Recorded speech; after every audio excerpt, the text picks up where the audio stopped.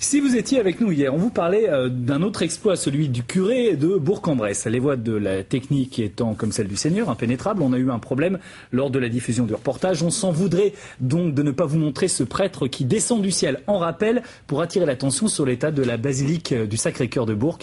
Voici donc l'intégralité de cette histoire racontée par Béatrice Tardy et Mathieu Boudet. Mettre en place son col romain, c'est son quotidien. Mais quand il s'agit d'enfiler un baudrier, c'est une autre paire de manches. Un défi que s'est lancé cet homme d'église, aidé par un professionnel de la grimpe. Tu as la vie d'un curé entre les mains. Tout à fait. Mais il est protégé de par son métier.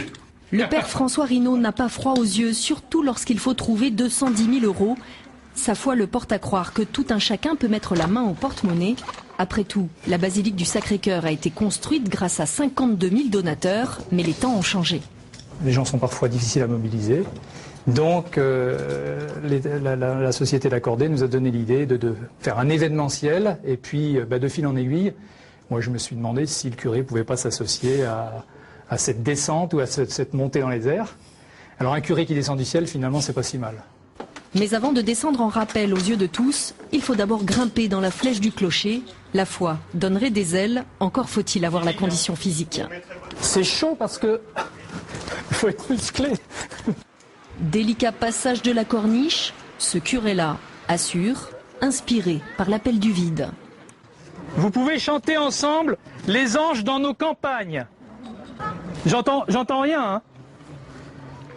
Et pour cause, ces ouailles ne sont pas très nombreuses et pas forcément bien au courant du pourquoi d'un tel exploit.